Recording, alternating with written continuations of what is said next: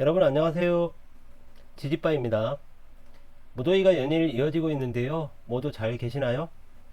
오늘 여러분의 답답함을 해결해 줄 책 한 권을 들고 나왔습니다. 오늘 제가 여러분에게 소개할 책은 AI 2024 트렌드 앤 활용 백과입니다. 이 책의 저자인 김덕진님은 세종사이버대학교 겸임교수이시고 김덕진 IT 커뮤니케이션 연구소 소장이십니다. 제가 여러분에게 이 책을 소개하는 이유는 유튜버 자청이 쓴 역행자라는 책에 나온 일화 때문입니다. 이 책에 따르면 형들과 포커 게임을 쳤는데 졌다고 합니다. 그래서 저자는 포커와 관련된 책들을 읽고 난 후 다시 리턴 매치를 해서 형들을 이겼다고 합니다. 그러면서 자청이 이야기하기를 책은 치트키라고 이야기하는 것에 힌트를 얻어 인공지능에 대한 치트키가 이 책이 아닌가 라는 생각에서 이 책을 소개했습니다. 여러분들의 인공지능에 대한 갈증이 조금이라도 해결될 수 있는 시간이 됐으면 좋겠습니다. 물론 이 책에 나오는 모든 내용을 다 소개할 수는 없습니다.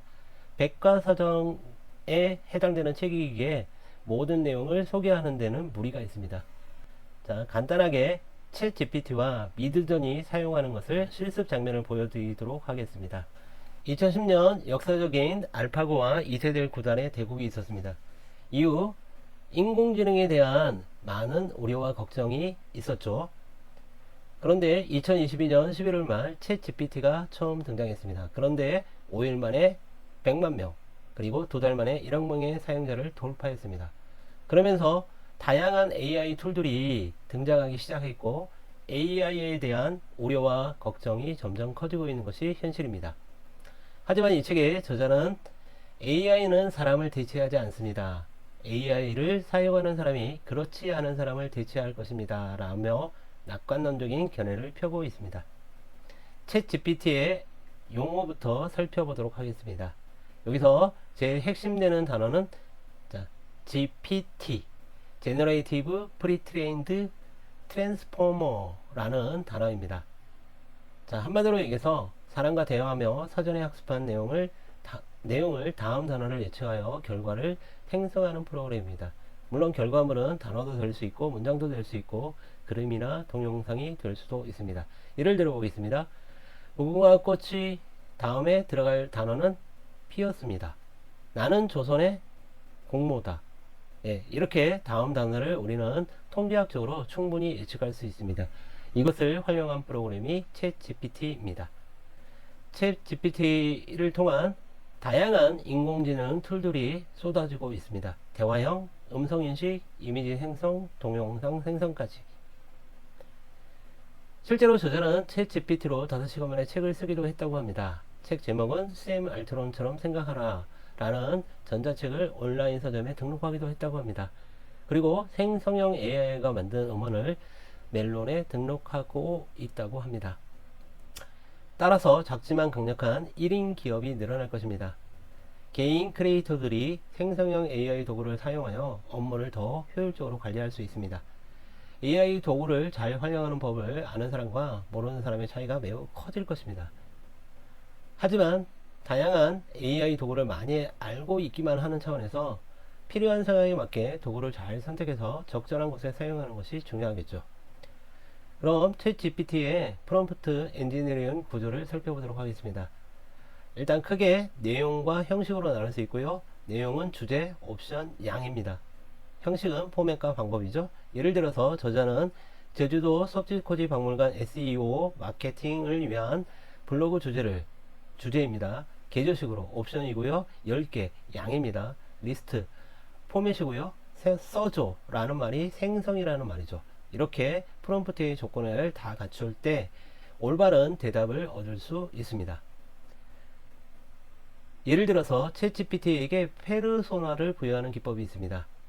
어떤 사람의 역할을 하려면 가면을 씌워주는 것입니다. 역할을 명확하게 지정할 뿐만 아니라 대답도 그 역할처럼 해야 한다고 하고 심지어 이름도 줍니다. 예를 들어 보겠습니다. 이렇게 해리포터라고 이름을 지어주고요. 해리포터의 역할을 해야 한다고 역할을 부여합니다. 그리고 마법 지팡이는 어디서 사는 거야? 해리포터처럼 대답해 달라고 했을 때 마법 지팡이를 사는 것을 정확하게 책 속에 있는 내용대로 설명해 줍니다. 챗 GPT로 비즈니스 보고서의 프레임워크를 사용할 수가 있습니다. 제가 사용한 예인데요. 너는 지금 복지사이며 사회복지를 담당하는 사회복지사 역할을 해. 그리고 부산지역 장애인 복지 소엇을 해주고 표로 결과를 작성해줘. 복지사처럼 대답해줘. 라고 했을 때 제가 원하는 결과에 근접한 대답을 얻을 수 있었습니다. 그렇지만 모든 프롬프트 엔지니어링 구조를 다 기억하고 활용하면서 작업을 할 수는 없습니다. 때에 따라서 오픈 프롬프트나 GP 테이블을 통해서 원하는 프롬프트를 검색하여 활용할 수도 있습니다. 챗 GPT 검색하여 들어가고 난 후 먼저 이렇게 물어보겠습니다. 마법 지팡이는 어디서 구하는 거야? 자, 마법 지팡이는 현실에서 존재하지 않지만 이런 대답이 나오죠.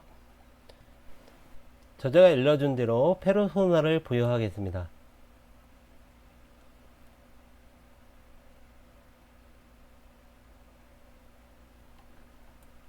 확대해서 보면요. 자, 이렇게 나오죠. 마법 지팡이를 사려면 다이애건 앨리로 가야 해. 해리포터를 읽어보신 분은 잘 아시겠죠? 자, 이렇게 사회복지사 역할에 대한 질문을 넣었을 때, 자, 이렇게 대답이 나왔습니다. 예, 수엇 정확하게 다 나와 있죠. 장점과 약점, 기회와 위협.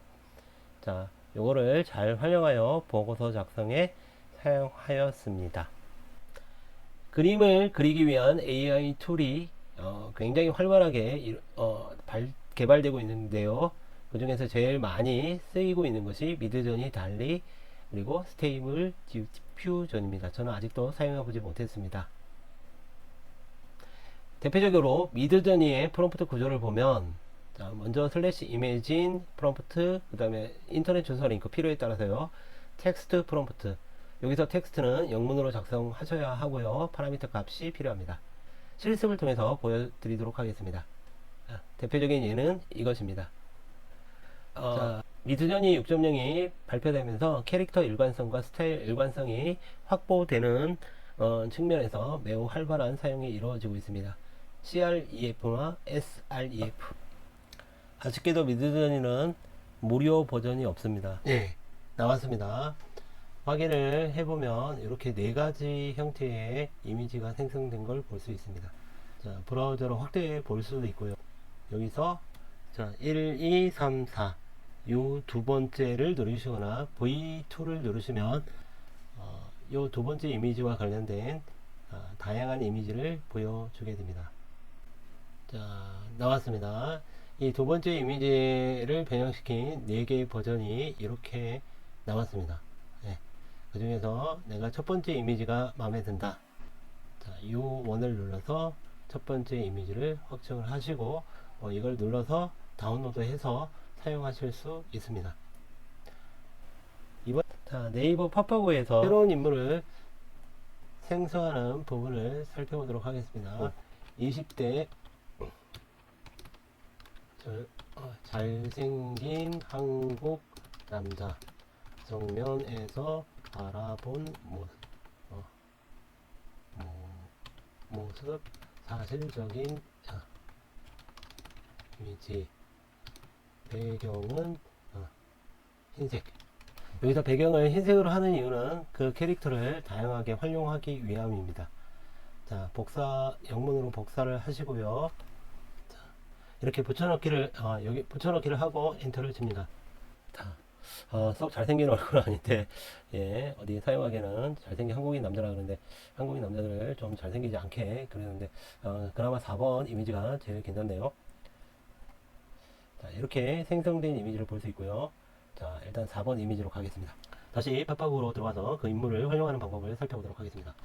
롯데 1층에 당첨되어 벼락 부자가 남자가 고급 외제차를 타고 내리는 모습. 다시 디스코드로 돌아와서요. 자, 복사해 놓은 걸 붙여놓고요. CREF 캐릭터 레퍼런스를 사용하시고 자, 사진의 주소를 복사해서 붙여놓습니다. 띄우고, 예, 역시 CW50. 자, 완성이 되었네요.